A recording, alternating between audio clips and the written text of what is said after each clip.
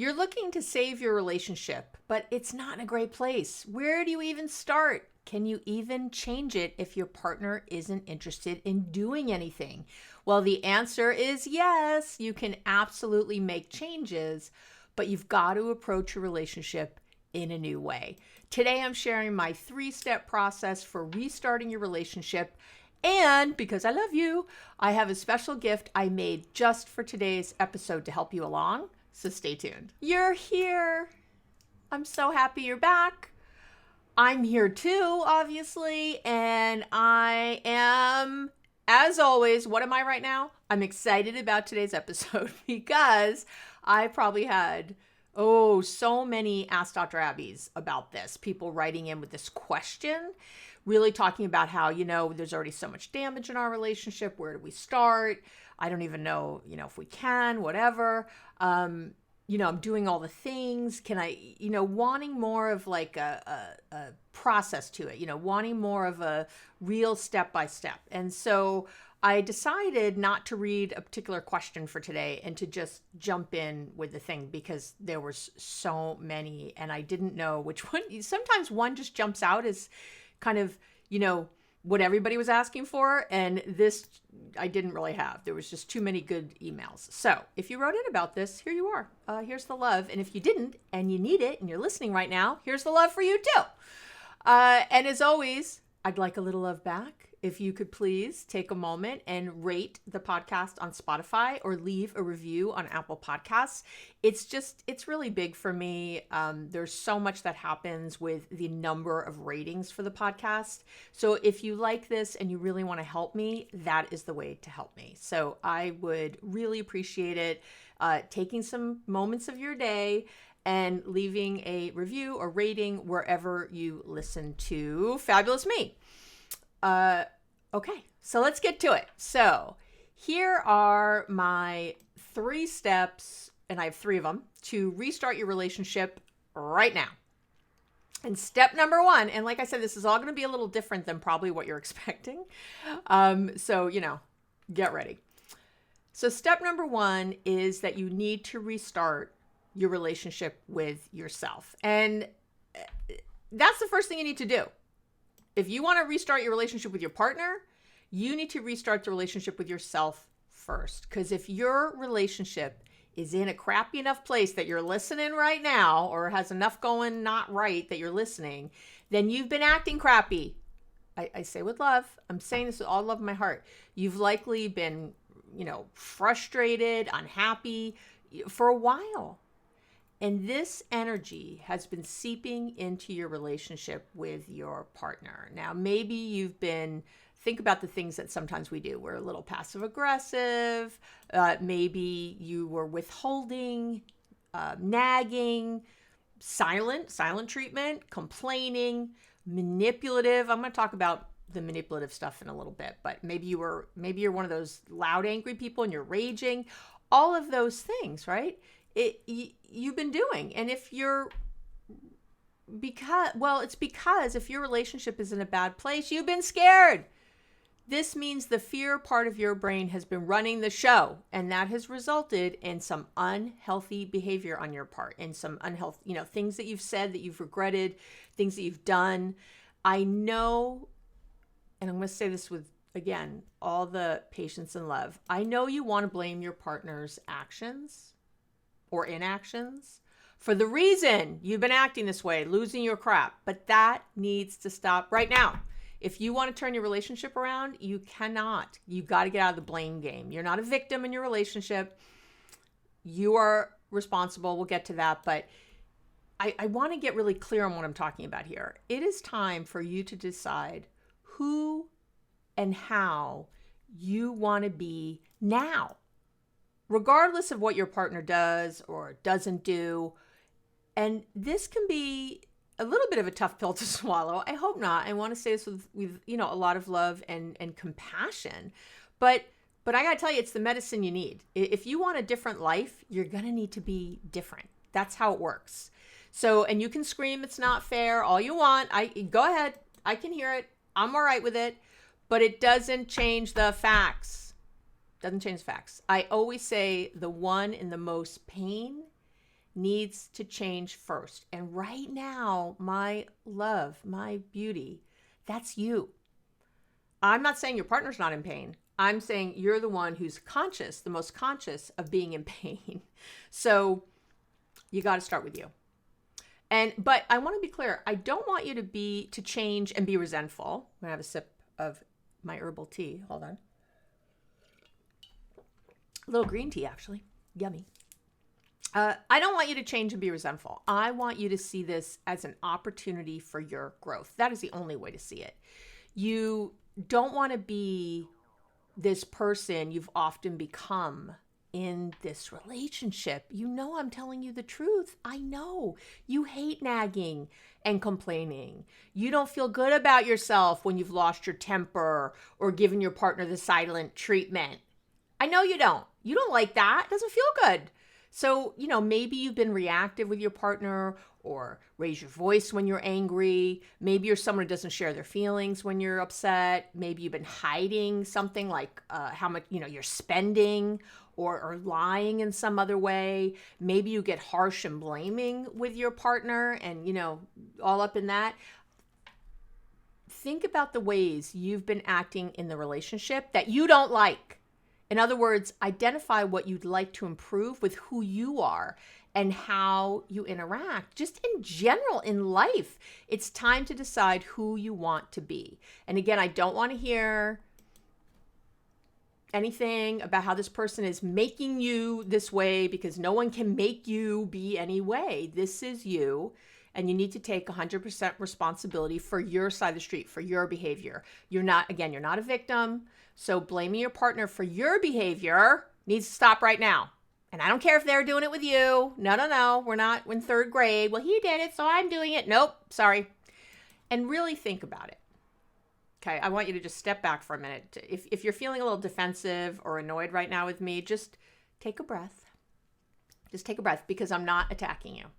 Could feel like I am, but I am not. Just, again, what do I always say? Like, listen like you're wrong. Just open it up and just try to hear this angle I'm coming at because it really is for your bigger benefit. How do you want to be in the world? Just in general. I don't care about your partner, just in general. Do you want to be someone who is just kind, patient, loving in all things, compassionate with everyone? This crisis, or whatever you want to call this in your relationship, it's a call to action for you. It's to me, it's how the universe got your attention. And now it's time to reassess and think about why this struggle is here right now. So not to even see it as an invitation, as something here to help you to your greater good.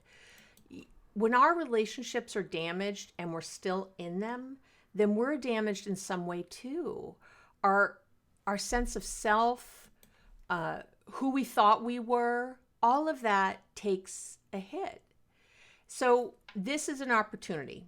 It's a time to be it's really time to be the kind of person, I want to say this right, you've always wanted to be. And I'll be clear, it's not to get your partner to act a certain way. It's not to have a happy relationship, but because this is how you want to show up in the world for yourself. For yourself.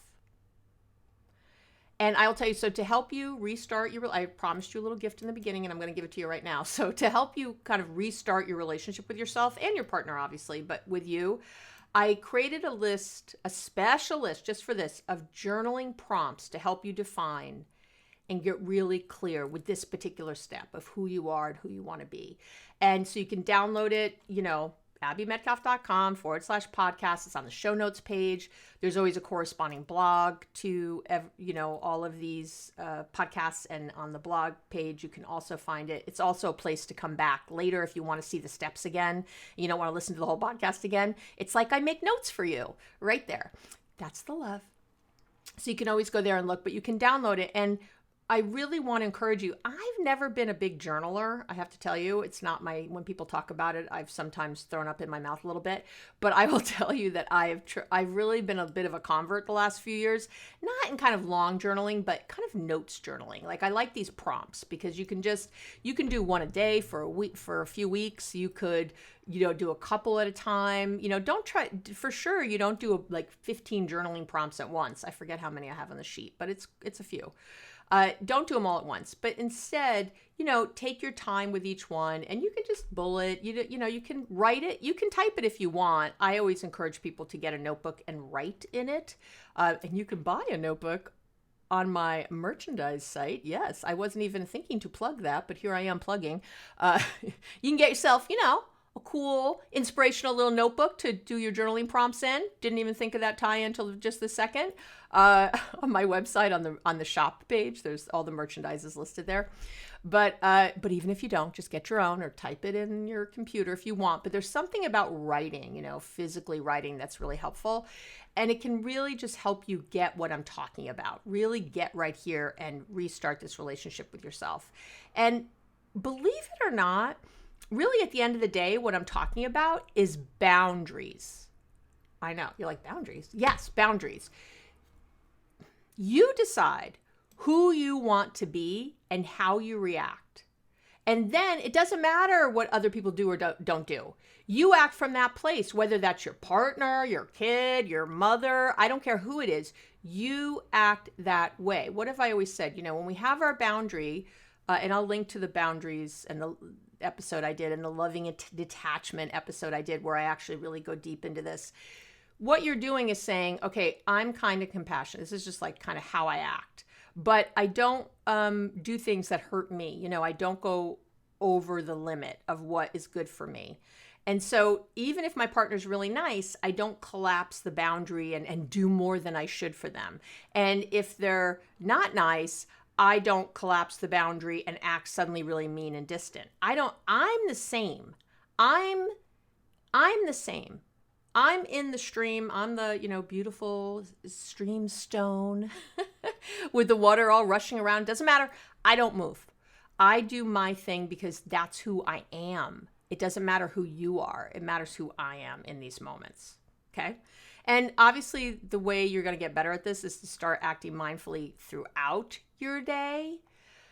So again, you can download my mindfulness starter kit. You could, how much stuff do I have on mindfulness? It's there. If you've been listening for even a minute, I talk about it nonstop, but it's really time for the real you to emerge. I, again, see this as an opportunity for the real you. When we have something that shows us what we don't want in our lives, when we're in a relationship and we're struggling, it's also letting us know what we do want. We get very clear.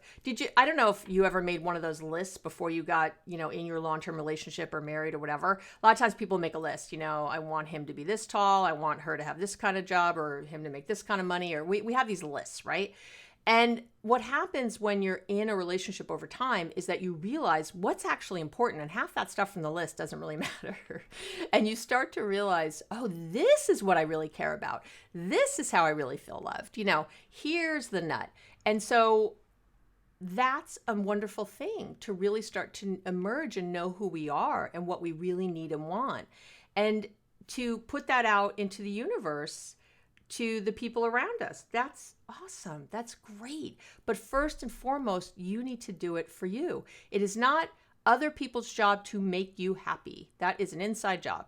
What do I always say? Don't give it to someone outside the company. It is your job to make yourself happy. It is not on your partner or anyone else. If you are choosing, and I say that with love, choosing to be miserable because of your outside circumstances, I need you to really look at that, because otherwise you're always a victim. It's always about everything outside of you and never about you. And you can't do anything from there. I don't want you feeling that way. I want you feeling empowered and strong and inspired and enthused, not the other way.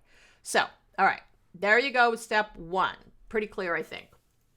Step 2, super important also. It is time to tell a new story. Time to tell a new story. You can't be in your relationship complaining and telling your friends and your sister, or even your therapist, over and over that old story of your relationship and expect anything new to happen.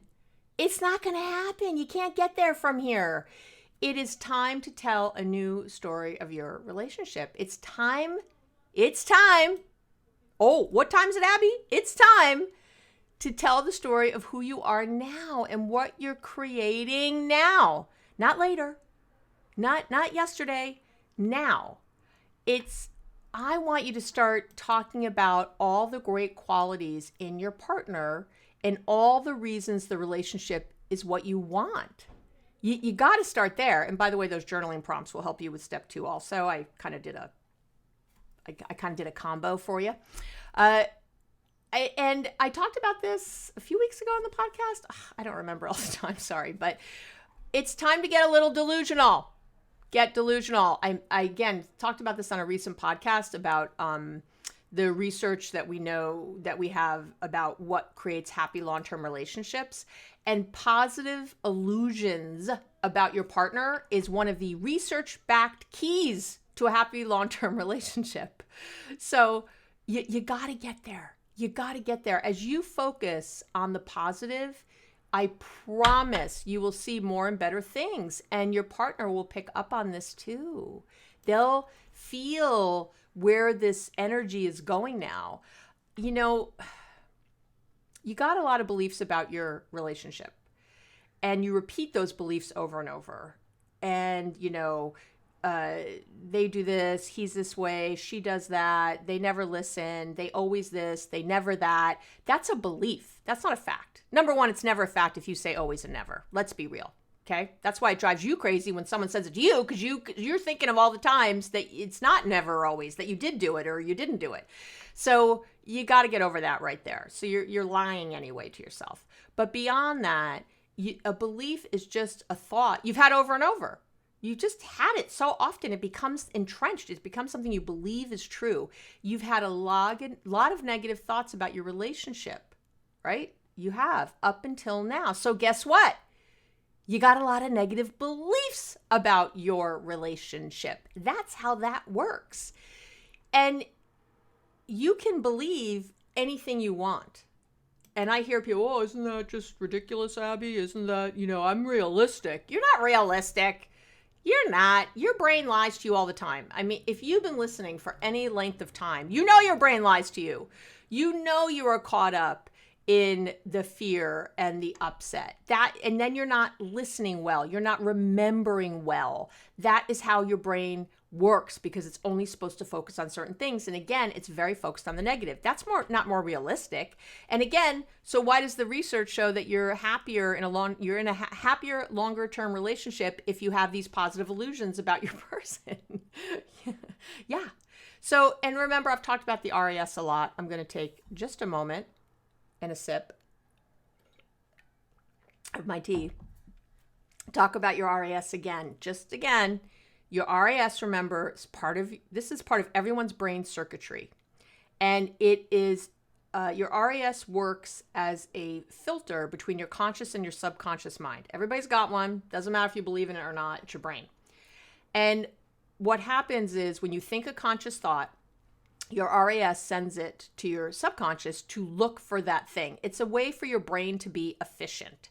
So, and the example I always give is if you've ever bought a car or thought about buying a certain kind of car, you suddenly see that car everywhere. Everywhere you look is that car. That's how that works.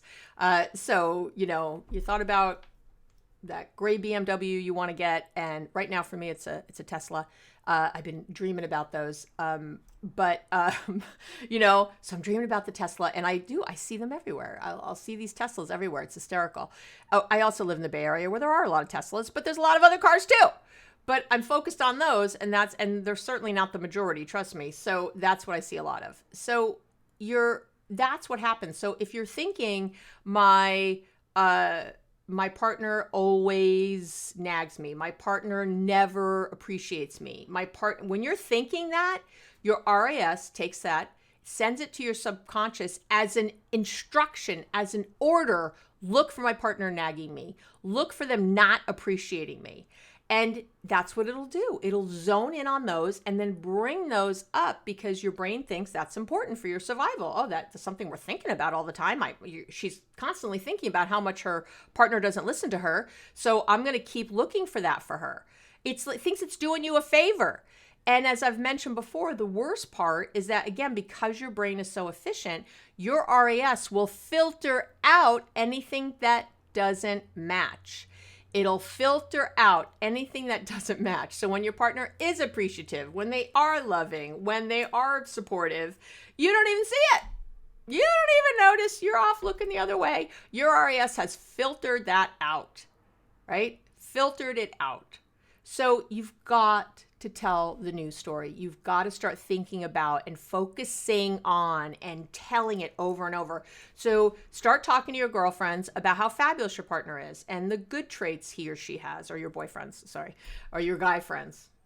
Guys don't have boyfriends, right? They have guy friends, unless they're gay. Yeah. But females have girlfriends. I don't know how that all works. Anyway. But talk, or your therapist or whoever the hell you're talking to, even your therapist. I have people come into me and they start talking crap about their partner over and over. And I am on the partner's cheerleading team, man. If you want to come to me and bitch about your partner, you come to the wrong place. And anyone listening who's been a client of mine knows this is true.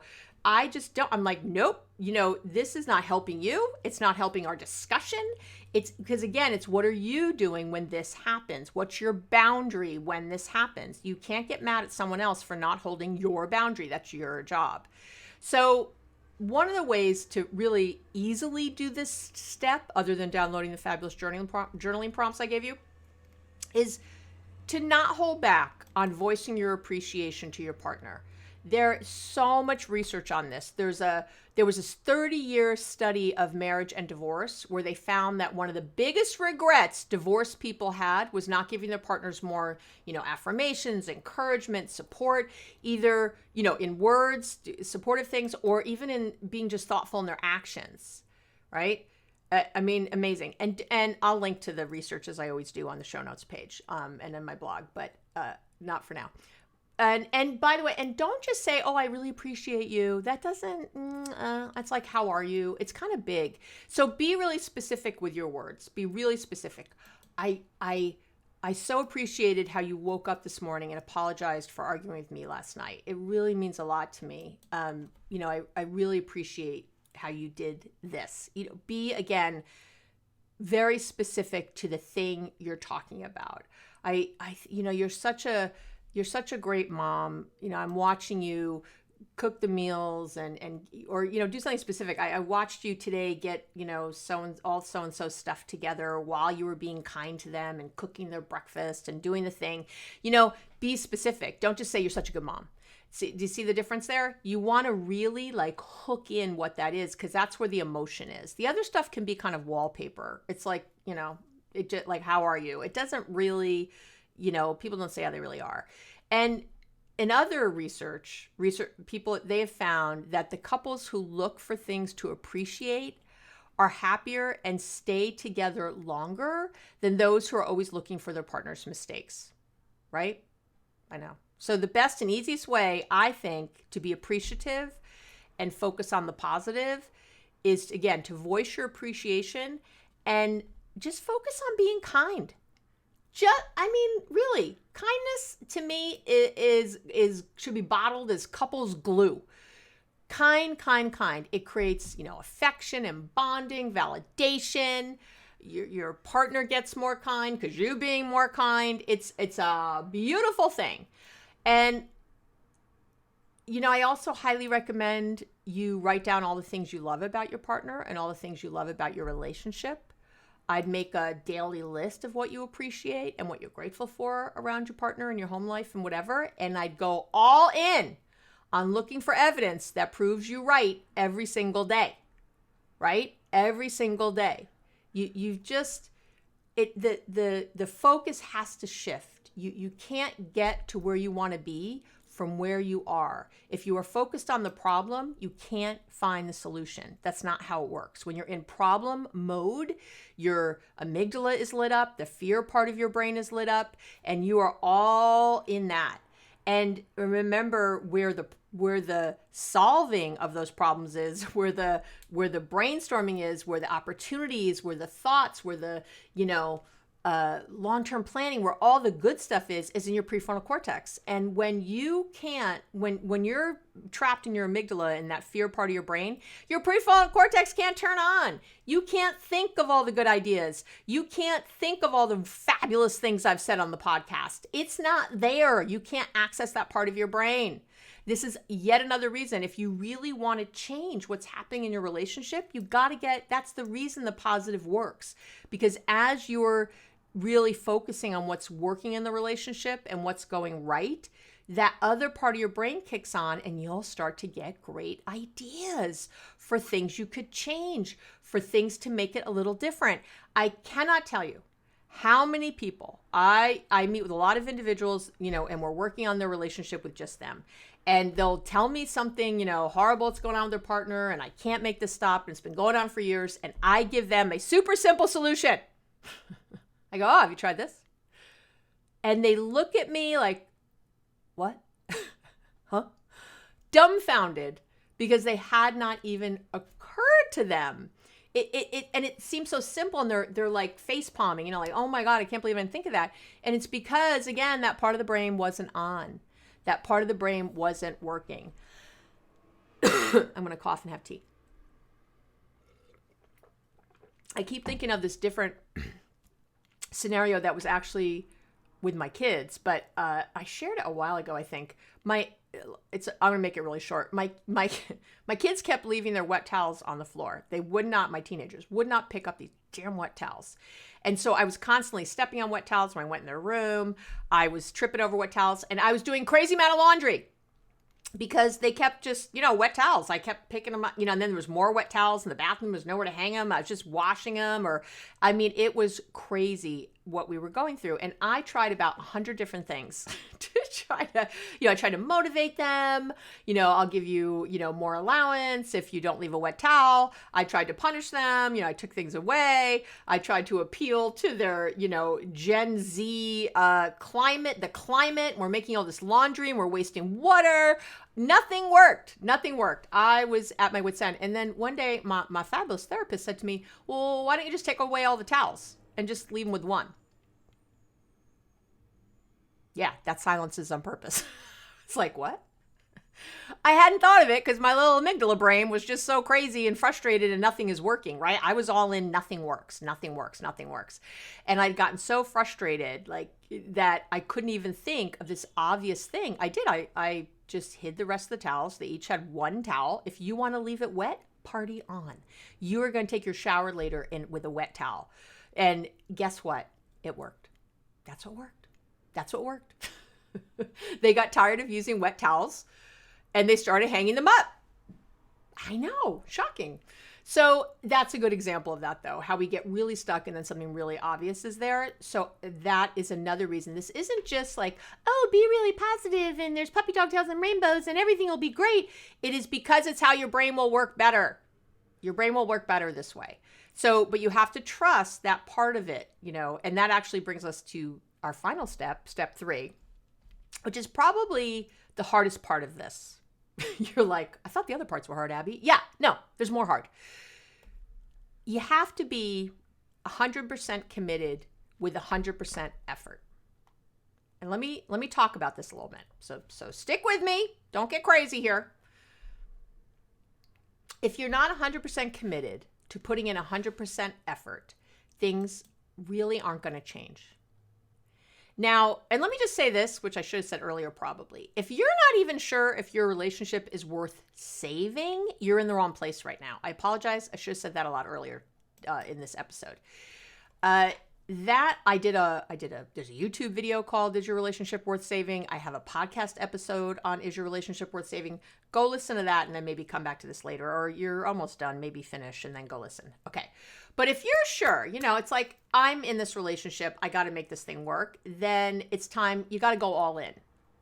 Now, let me just say, this is why the steps are in this order. Okay. So don't try to do this without the other. If you've really done step 1, then this is actually going to be relatively easy. If you are truly committed to being a certain way, again with the boundaries, regardless of what your partner or anyone else is doing, then think about it. You're in the perfect place because you're being honest. You're not attached to outcomes, right? If you're kind and compassionate, then you're not being that way until your partner acts a certain way. This is just how you act now. Guess who you are? Kind and compassionate. That's how I act to everything, with kindness and compassion, or with patience and love, with understanding. I don't know, whatever your thing is. This is just who you are. What your partner does or doesn't do isn't the point. If it is the point, I'm going to say this. You need to listen. You're not going to like it, but listen. I shouldn't say you're not going to like it. Look at that belief. I don't think you're going to love it. I didn't love it the first time someone said it to me. Maybe I'm just projecting. If your point really is that I'm doing this until my partner does something, then you're being manipulative. That's what you're doing. That's what manipulation is. I'm going to act a certain way to elicit a certain response in someone else. That's manipulation. And that's not what's going to turn your relationship around. That's not what's going to fix the damage. Again, this might sound harsh. I don't mean to, but if you're only acting a certain way so that your partner will act a certain way, that is conditional and it is manipulative. It is fear-based, and what do I always say? What do I always say? You can't base a love relationship on fear. Fear never, ever, not once, made a relationship better, healthier. Never. It always amazes me that we love a person so much that we want to be with them so bad. We are so into this relationship so much that we're so afraid of losing them. But if they don't act the way we want, if they what we consider rejecting us in some way, we end up hating them. What the fuck? What the hell? Them not wanting you isn't a reason, or them not acting a certain way, them not wanting you isn't a reason to decide that they're an asshole. Right? I can remember being out in, way back in the day, being out in bars and some guy would hit on me and I was like, oh, no, thank you. And I was always nice. And they would be like, bitch, so you thought I was attractive enough to come up to, but now because I don't want to dance with fabulous you, I'm a bitch. We do that though. It's such an immediate thing when we feel rejected in any way. And when our partners when we perceive that our partners are not listening to what our requests, are not understanding us, are not acting in a certain way, we see that as a rejection and we act rejected. And with all that fear, that same guy in the bar called me a bitch. That's what we're doing with our partners. And that's not okay. When your partner doesn't want to act the way you want them to, doesn't mean they're wrong and you're right. It doesn't mean they should be punished and treated poorly. I'm sorry. I know. It's just not that way. It's never going to get you what you want to punish your partner. Ever, ever, ever. This also, just thinking this way helps you get out of the head of this fear that you'll be taken advantage of. How many times do I hear that? Oh, Lord.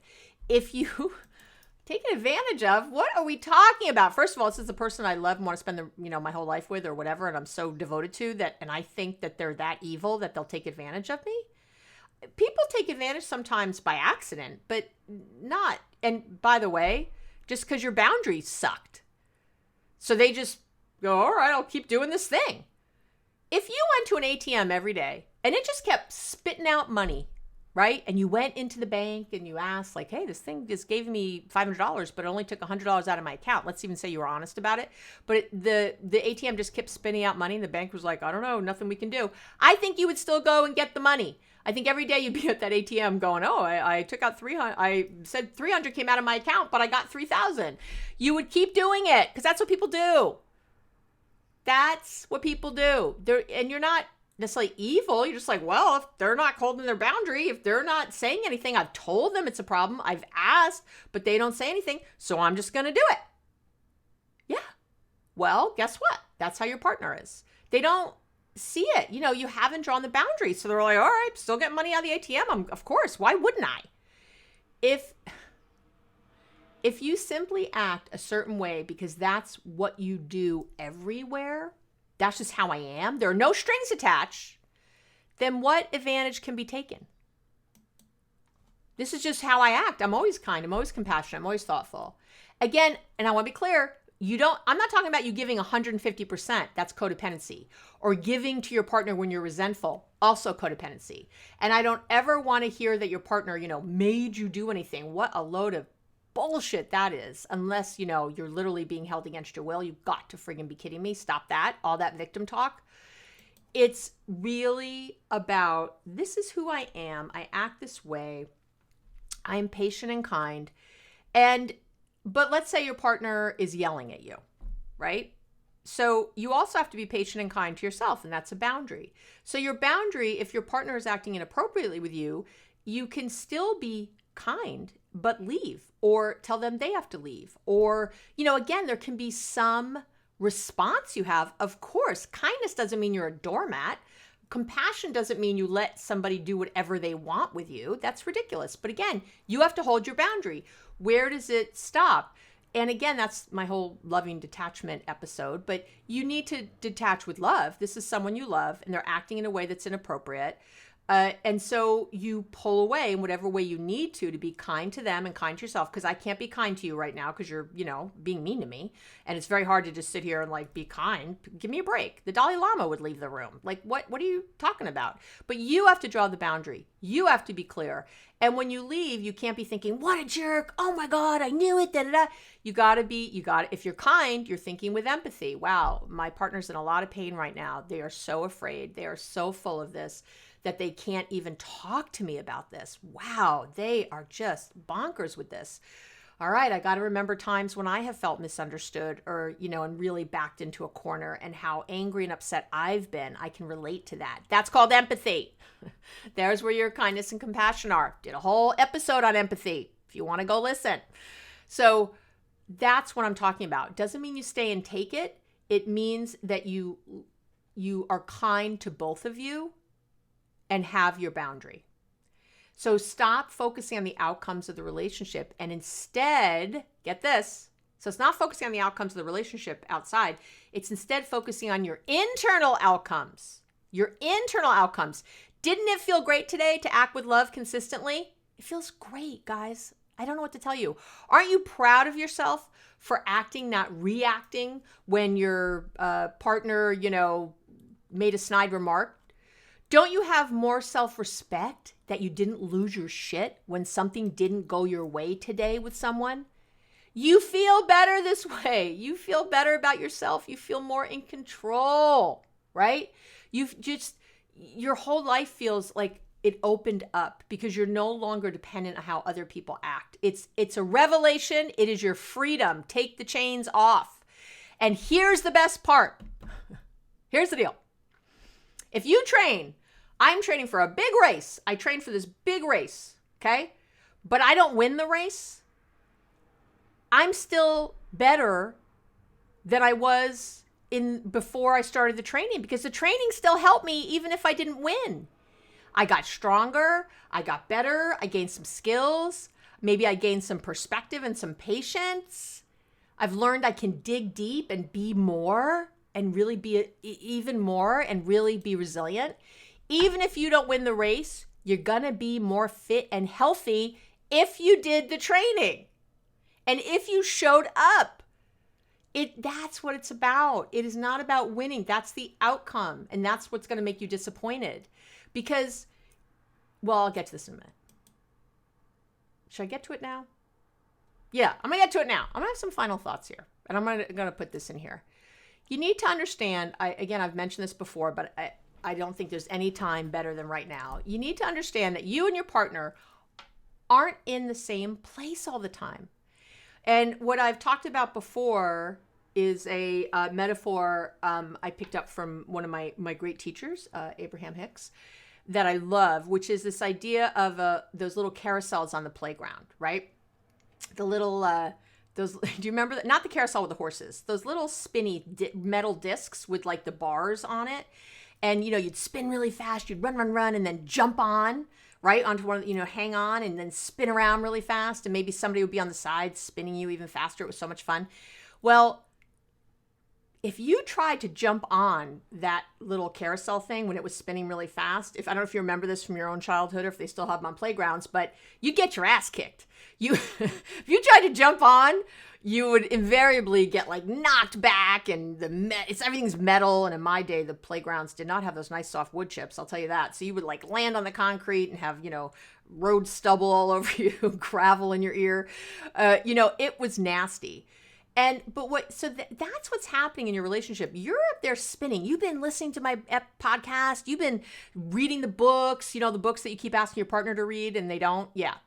Those articles, or maybe just watch the short video. You've tried it all and they don't do it. Yeah. You're spinning. And you're wanting them to be at the momentum, at the pace that you are, and they're not. They're off in their own world, on their own little spinny disky thing, on their own little mini carousel, spinning at their own rate. Right? And you think it's wrong. Well, they should be where I am. No, they shouldn't. They're where they are. Have, again, some understanding. The things that you want, you don't like it when someone thinks you should be where they are.